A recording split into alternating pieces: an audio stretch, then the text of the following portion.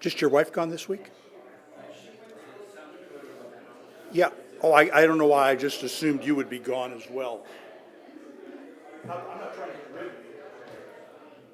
Not yet.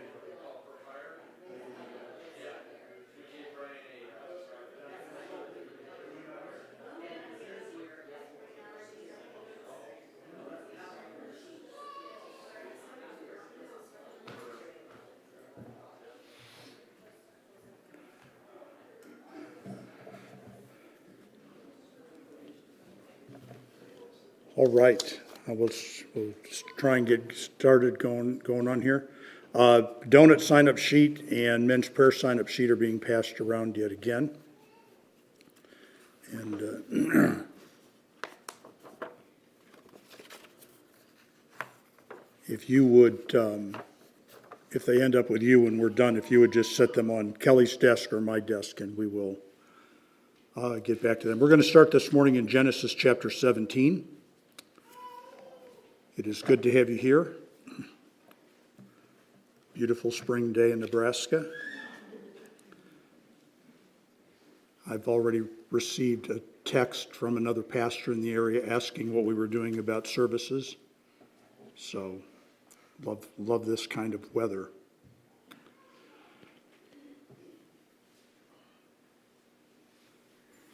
All right, Genesis 17. I kind of kicked around just, kind of a scheduling thing, but next week I will be gone.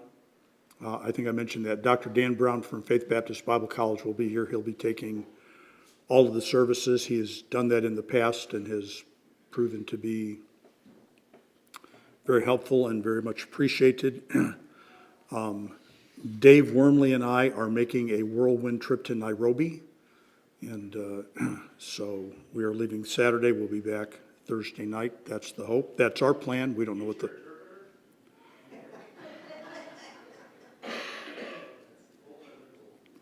How much do you know of these stories?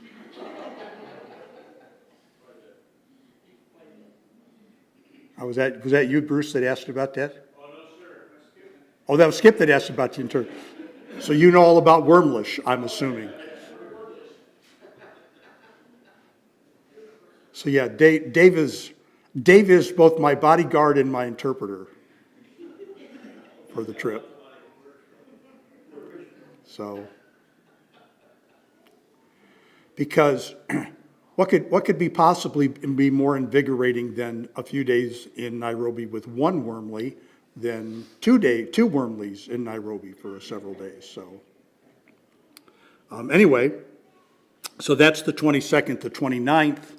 We're going to separate for a period of time into men's and women's classes, and Bruce and Debbie Goss, children.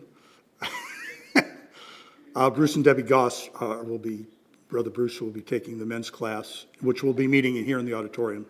Debbie will be meeting in the multipurpose building with the ladies. So we'll be doing that for 8 weeks. Is that the plan? 8 weeks, whatever it is, 12 weeks, 14 weeks.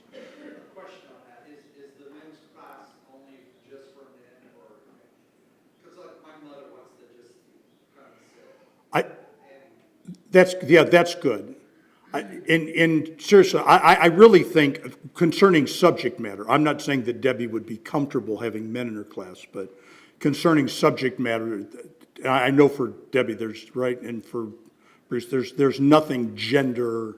Sometimes we've done that, we split up, we try to deal with separate gender issues, but no. So if you just really want to come into the auditorium, I don't think that's any issue. And if you really want to go back and participate back there, I don't think that's any particular issue.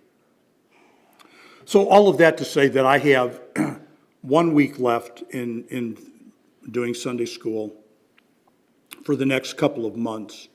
And I kind of debated what to do. We're doing biographies. I had a lot of conversation last week about the use of the Hebrew word for eternal, and I started to work on that, but I'm not sure that I could really handle that and do that justice in one Sunday school class. So I think I'm going to kind of put that off. It really is a fascinating word and a fascinating study into the very nature of language. The word eternal in the Old Testament is the same word is used to describe God, the everlasting God, and is also used to describe things that are clearly and distinctively limited to humans, to our lifespan. And so there's a lot of work, just language issues that come into doing that. So anyway, I thought that in the time that I have, what we could do is return to the subject of Bible biographies. We spent 10 or 12 lessons on Abraham, but we will give just one to poor Isaac. Let's go ahead and pray, and we will turn our attention to him. Father, we thank you for who you are, and we thank you for all that you are doing, and thank you for the people that you have used to do it. And we ask that we would have your blessing in our study of your word. And I pray this in Jesus' name. Amen. Genesis 17:19, where we begin, introduces us to this man who is clearly one of the patriarchs, the Bible fathers. And God said, Sarah thy wife shall bear thee a son indeed, and thou shalt call his name Isaac, and I will establish my covenant with him. Here's that word, for an everlasting covenant, and with his seed after him. I think that we probably know, you certainly should have a note to that end, that the word Isaac means to laugh, or it means laughter. And I really think that there's just kind of a lot of layers to God giving us that very name. His parents laughed, both of his parents, two separate incidents. Genesis 17:17, Abraham, Genesis 18:12, Sarah. Both of his parents, both well advanced in years, laughed at the thought of having a child. And so there's a little bit of a perhaps satire there. You laugh, you will name your child laughter. But on the other hand, the reality is that Isaac's role in the salvation story is a cause of joy for all of us. And so we all have some not funny, joking kind of laughter, but some genuine joy and laughter because of God's use of Isaac. And then I will return to this at the very end, and perhaps maybe the most controversial things that I will say about Isaac. But Isaac is kind of a funny guy, and I don't mean he's trying to be funny. I just think that when we look at some of the events in Isaac's life, he's kind of a funny guy. So I think obviously God gave him the name, it's appropriate, but I think there's much to extract from it. So let's just kind of walk through Isaac's life such as it is. Isaac is, of course, incredibly important to us because of the way that he represents and the way he is connected with Jesus Christ and his salvation. And there's much to that. Both of them are promised sons. Both of them have supernatural influences in their conception. Of course, Isaac is not born of a virgin, but Isaac is certainly born only because of the supernatural intervention of God. Both have not only had their birth predicted, but both have been given explicit references to the timing of that birth.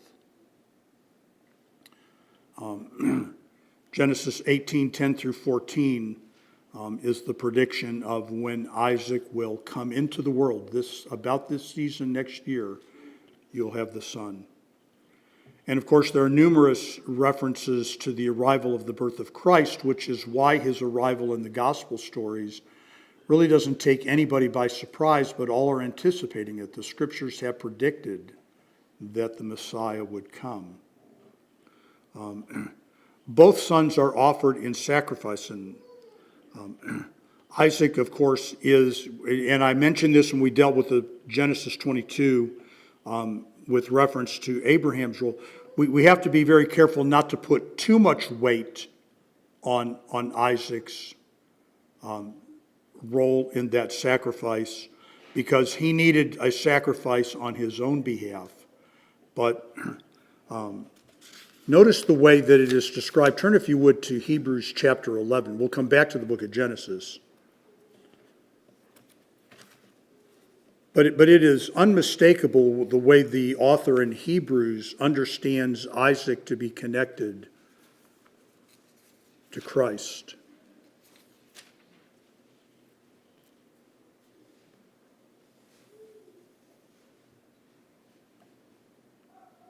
Hebrews 11:17. By faith Abraham, when he was tried, offered up Isaac, and he that had received the promises offered up his only begotten son. And that's obviously, I think we would understand that that's messianic language. It is messianic language. Turn back, if you would, to Romans chapter 9.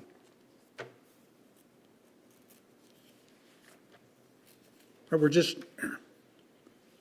noting the significance of Isaac in his role in salvation's story.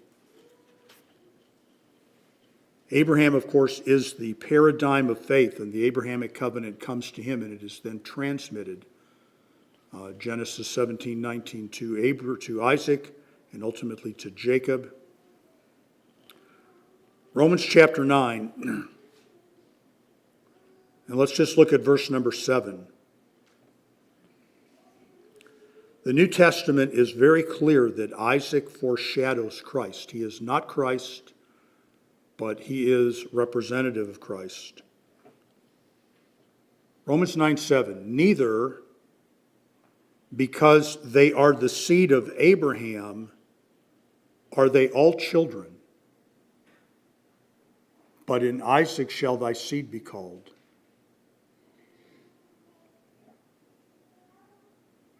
What the text is doing, folks, and I think we understand this, right? The text is transcending physical, natural birth. In other words, if you think of that, if you just think through that statement as pertaining only to physical genealogy, right? The sentence makes absolutely no sense. And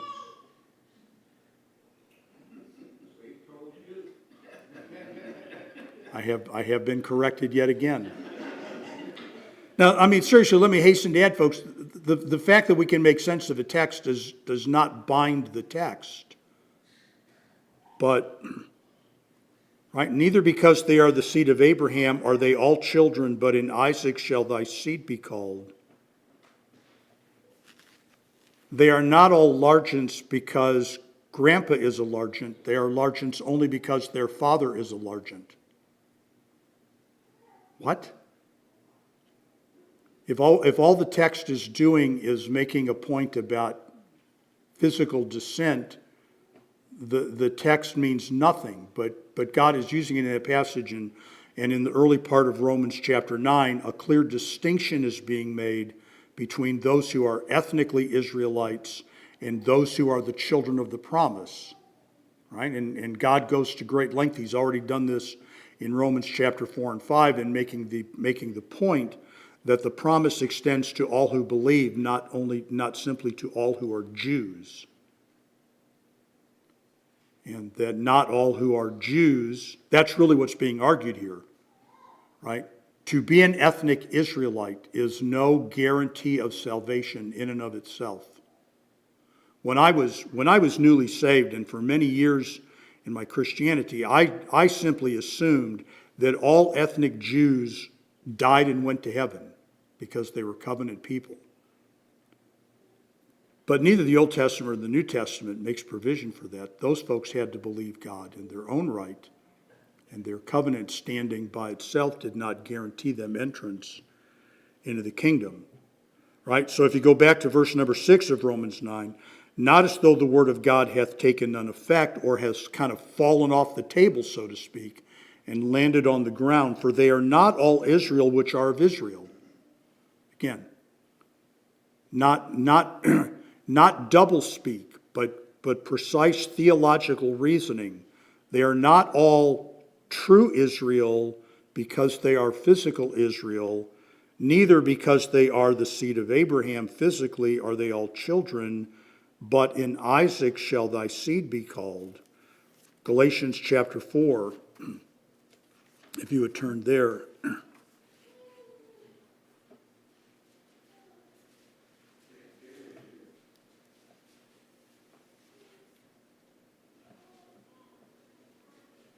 Right, the true seed, Paul is very clear that the true seed is not Isaac, the true seed is Christ. But there's a relationship, there's an illustration, there's a typology, if you will. Galatians chapter 4 and verse number 28. Now we, brethren, as Isaac was, are the children of promise. Right? And the promise is the promise of God's salvation by faith. There's the promise. So Isaac is a man of biblical significance because of the way God uses him in connection to Christ in the salvation story.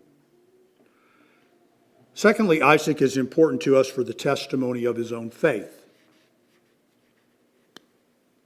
And now we can go back to Genesis chapter 25.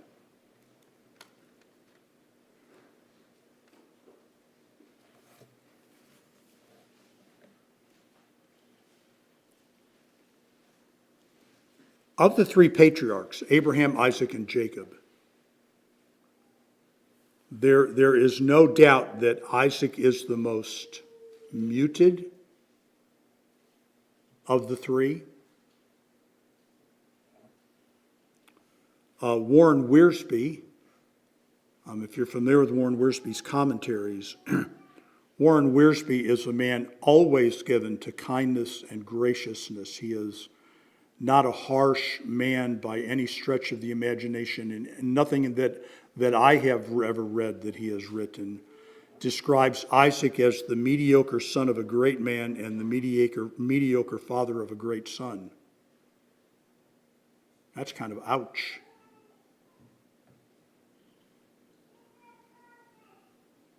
Isaac is mentioned 132 times in the Bible.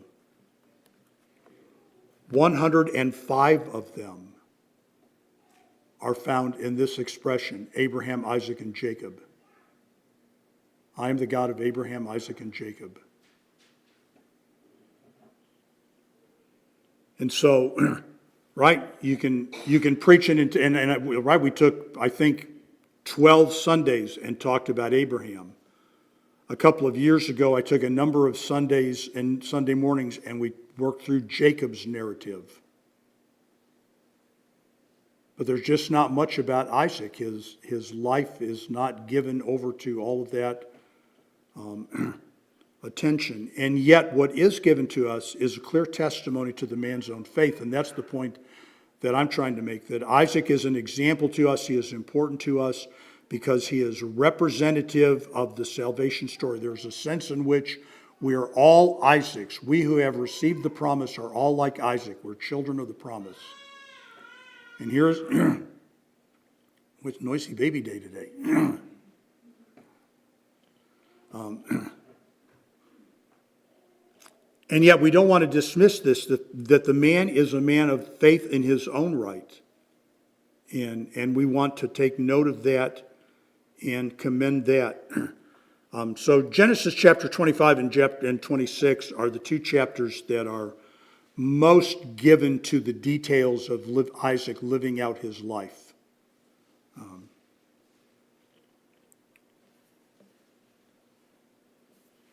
Well, I should get out of Exodus 25 and go to Genesis 25. That would be a big help to all of us.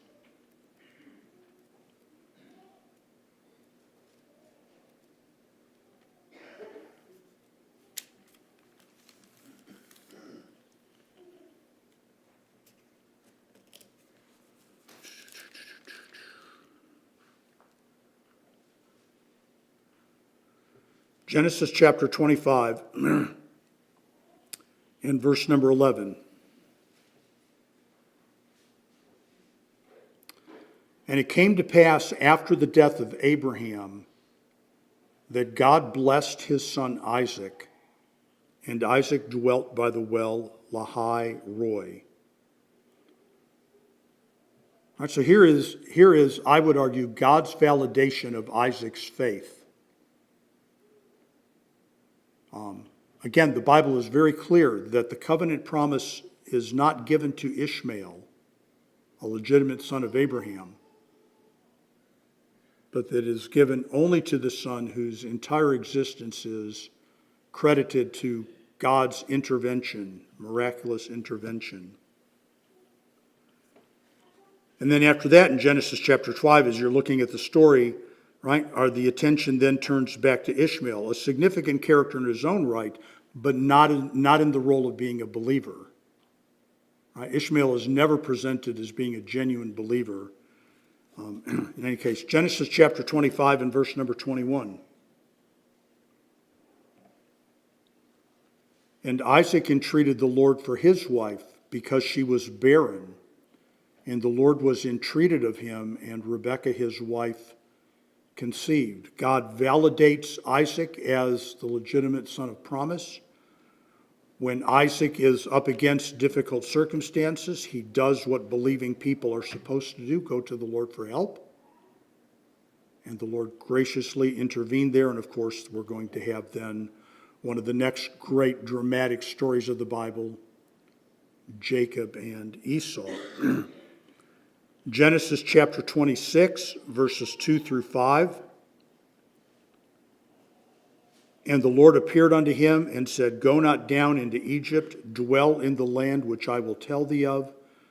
Sojourn in this land, and I will be with thee, and will bless thee, for unto thee and unto thy seed will I give all these countries. And I will perform the oath which I swear unto Abraham thy father, and I will make thy seed to multiply as the stars of heaven, and will give unto thy seed all these countries. And in thy seed shall all the nations of the earth be blessed, because that Abraham obeyed my voice and kept my charge, my commandments, my statutes, and my laws. So God blessed him and validated him. Isaac prays to God. He trusts in him. God speaks to him and passes on to him the Abrahamic covenant. Right? And it's not designed, I think verse number 5 is not designed to take anything away from Isaac, but simply to return us to the origination of the covenant. The covenant begins with Abraham. Down to verse number 12.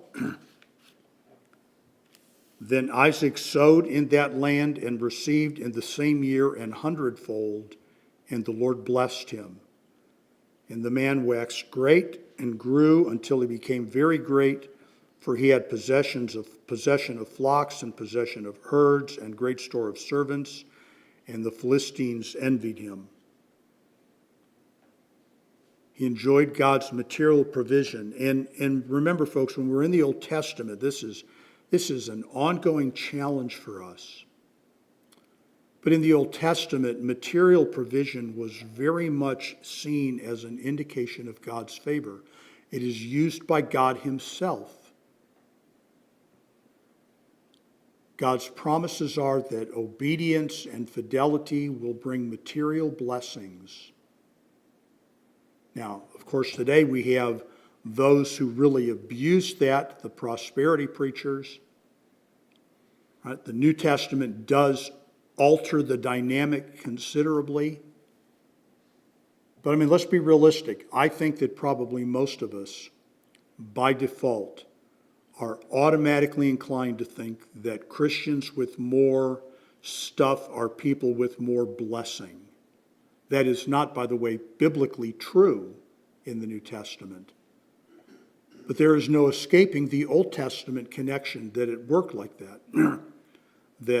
that God's material blessing upon Isaac is an indication of his favor and an approval. And in Genesis 26, 15 through 23, he is closely identified by other people with Abraham. Verse 15, for all the wells which his father's servants had digged in the days of Abraham, his father, the Philistines had stopped them and filled them with earth. And Abimelech said unto Isaac, Go from us, for thou art much mightier than we. And Isaac departed thence and pitched his tent in the valley of Gerar and dwelt there. And Isaac digged again the wells of water which they had digged in the days of Abraham his father, for the Philistines had stopped them after the death of Abraham, and he called their names after the names by which his father had called them. And Isaac's servants digged in the valley and found there a wellspring of water, wells of springing water. And the herdmen of Gerar did strive with Isaac's herdmen, saying, The water is ours. And he called the name of the well Esek, because they strove with him. And they digged another well and strove for that also, and he called the name of it Sitnah. And he removed from thence and digged another well, and for that they strove not, and he called the name of it Rehoboth. And he said, For now the Lord hath made room for us, and we shall be fruitful in the land. And he went up from thence to Beersheba. Right? His is a life that parallels Abraham's. And again, as you read through the book of Genesis, you find people like Ishmael and Esau making choices about where they will live and how they will live. And those choices reflect that they have no respect or interest in God. But that is not true of Isaac. Right? Isaac is a man of faith in his own right. And down in verse number 24 of Genesis 26, And the Lord appeared to him the same night and said, I am the God of thy father Abraham. Fear not, for I am with thee, and will bless thee, and multiply thy seed for my servant Abraham's sake. And he builded an altar there, and called upon the name of the Lord, and pitched his tent there. And there Isaac's servants digged a well. Right? He receives again God's validation. His life is kind of bookended with God's notation of including him in the Abrahamic promise. He is a man of faith. And I will not have you turn back to Hebrews chapter 11, but his own personal faith is picked up by the writer of Hebrews in Hebrews 11:20. By faith Isaac blessed Jacob concerning things to come. Which I would suggest to folks like us is a real encouragement. Because, right, we're not going to be ark builders like Noah was. And we're probably not going to be called upon to offer our children in sacrifice like Abraham was. But Isaac's faith is testified simply by the fact that he transmitted it to his children. Told his kids, you can have God's blessing. And that whole story, we'll come to it in just a minute. That whole story gets a little complicated in its own right. Right? But he had a genuine faith that he transmitted to his family. This is part of his testimony. That brings me back finally to this. Turn back, if you would, to Genesis chapter 22.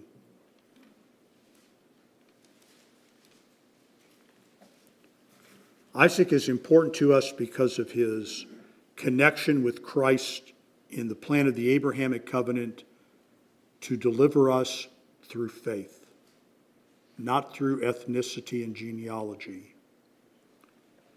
And Isaac is important to us because he was a man of faith. And we can look at his life and see the life of a believer. It is not a perfect life, but that is okay. He is not the Messiah. Thirdly, Isaac is important to us because of the obvious reality of his humanity. And here's where I said, I think that we find Isaac to be a bit of a funny guy.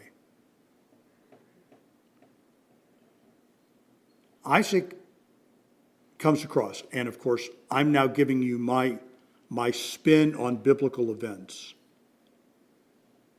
But Isaac comes across as the kind of guy who is frequently out of touch with reality,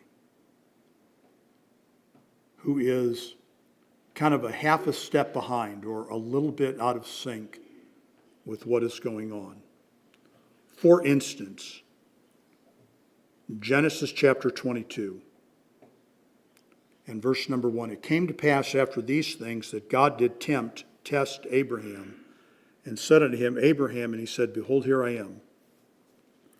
And he said, Take now thy son, thine only son Isaac, whom thou lovest, and get thee into the land of Moriah, and offer him there for a burnt offering upon one of the mountains which I will tell thee of. And Abraham rose up early in the morning, saddled his ass, took 2 of his young men with him, Isaac his son, clave the wood for the burnt offering, rose up, and went into the place of which God had told him. Then on the 3rd day Abraham lifted up his eyes and saw the place afar off. And Abraham said unto his young men, Abide ye here with the ass, and I and the lad will go yonder and worship, and come again to you. And Abraham took the wood of the burnt offering and laid it upon Isaac his son, and he took the fire in his hand and a knife, and they went both of them together. And Isaac spake unto Abraham his father and said, My father? He said, Here am I, my son. And he said, Behold the fire and the wood, but where is the lamb? Again, this is just a question that I would ask. Would it surprise you if 3 days prior, when they were getting ready for the journey, and Abraham's getting out the donkey and putting the saddle on it and chopping the wood, and we're all going to go off and offer a sacrifice, would you not wonder then where the sacrifice is? We've got everything else. We've got our provisions. We've loaded the donkey. We've got the wood to burn. We've got nothing to offer. Now, I'm not making a mountain out of a molehill, but 3 days of traveling, 3 days of opportunity to talk, and Isaac goes, Wait, don't we have an animal? Turn to Genesis chapter 25.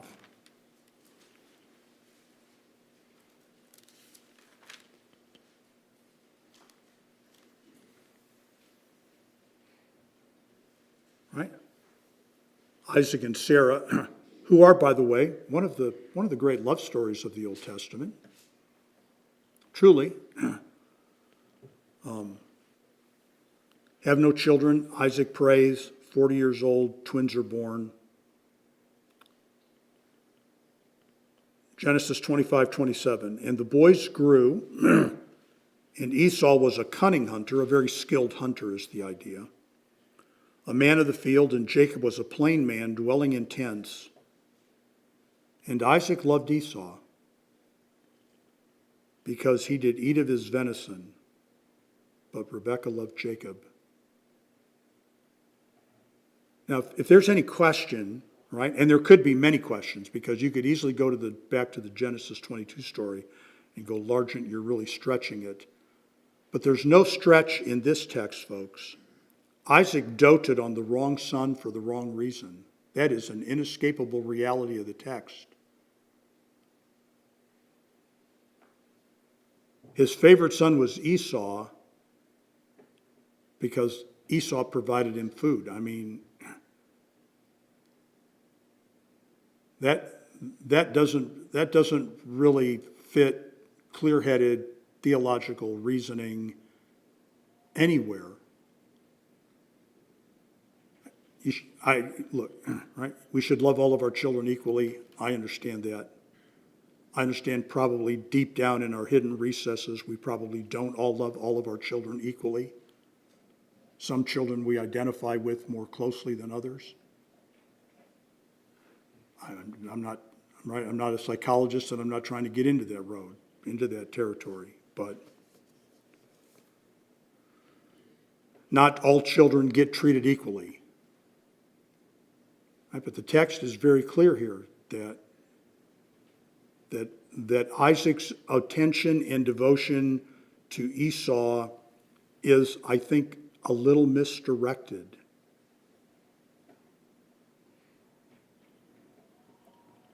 In Genesis chapter 26, well, we can look at it. Wait a minute, look at Isaiah 26:6. And Isaac dwelt in Gerar, and the men of the place asked him of his wife, and he said, she is my sister. We've been down this road with his dad. For he feared to say, she is my wife, lest, said he, the men of the place should kill me for Rebekah, because she was fair to look upon. And it came to pass, when he had been there a long time, that Abimelech, king of the Philistines, looked out at the window and saw, and behold, Isaac was. And here's one of those little beautiful places where the Hebrew is so interesting, right? Isaac laughing. Isaac was Isaacing with his wife.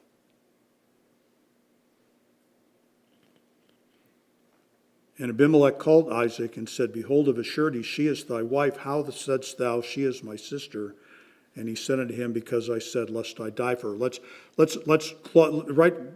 Right. We know the story. Abraham did it. We know why Abraham did it. Right. The fear was that he would be killed so that they could have the woman, but there would be a better opportunity for survival in a brother-sister relationship. All right. We got all that. Right. Here's the point, right? Isaac is just a guy, right? I'm not trying to trash talk Isaac. I really am not trying to trash talk Isaac. He's just a guy, right? We're on a 3-day journey to offer a sacrifice, and we don't have a sacrifice, and it's day 3 when he picks up on it, right? He's got twin boys. One of them is a He-Man. Right? There's no doubt about that. Esau's the He-Man. He's the outdoorsman. He's the adventurer. He's the thrill seeker. He's the great hunter. That resonates with Isaac, and he loves it. He has lied about who his wife is. And although a long time has passed, now he's out in a public place engaged in what we would call PDA.